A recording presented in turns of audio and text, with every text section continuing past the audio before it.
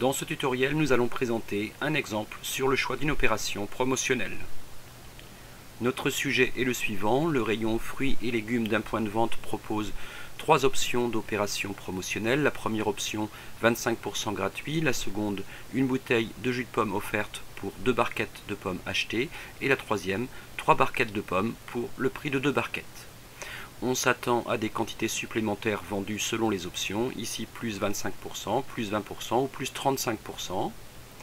La barquette n'est pas achetée au même prix selon les options, 2 €, 1,60 ou 1,60.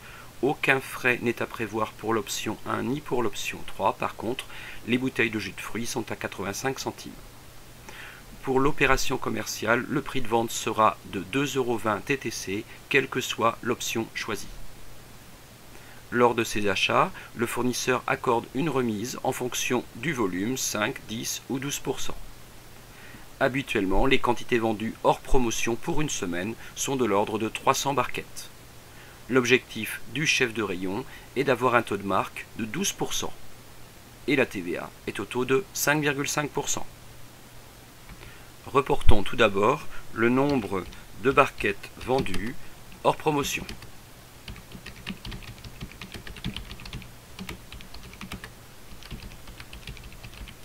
Il s'agit donc de 300 et je vais le recopier.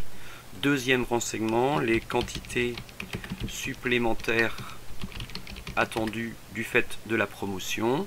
On s'attend ici à 25%, à 20% et à 35%. Nous pouvons donc calculer le nombre de barquettes vendues pendant la promotion. Ce nombre est égal au nombre habituel augmenté de 25% pour le premier, ce qui donne 375, 360 et 405. Le prix de vente étant fixé à 2,20 €, nous pouvons calculer le chiffre d'affaires dans un premier temps TTC qui sera égal à 375 multiplié par 2,20 que je vais recopier aussi. Simplement, pour le dernier, il faut faire une modification en ce sens que l'opération fait que 2 produits seulement seront payés lorsque 3 seront proposés, ce qui fait seulement un chiffre d'affaires de 594 TTC. Ce chiffre d'affaires, je vais le mettre en hors taxe. Le texte nous dit que la TVA est à 5,5%, ce qui fait la valeur précédente divisée par 1,055 que je peux également recopier.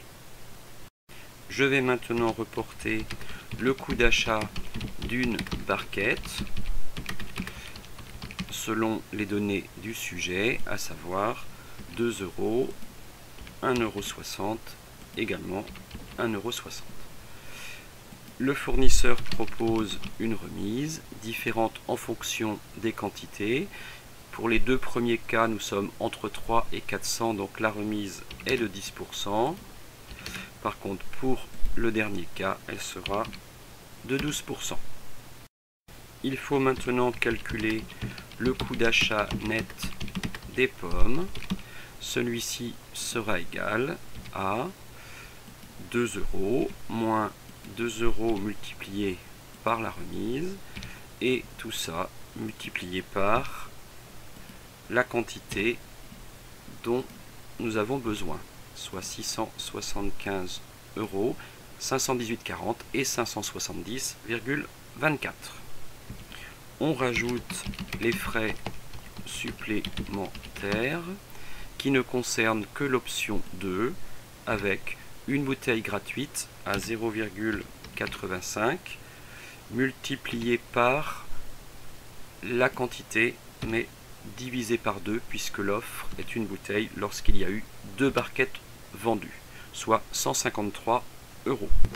On arrive au coût global de l'opération, hors taxe également, qui est en fait la somme du coût des pommes et des éventuels frais supplémentaires. Ce qui nous amène à calculer la marge commerciale par différence entre le chiffre d'affaires hors taxe et le coût de l'opération hors taxe également.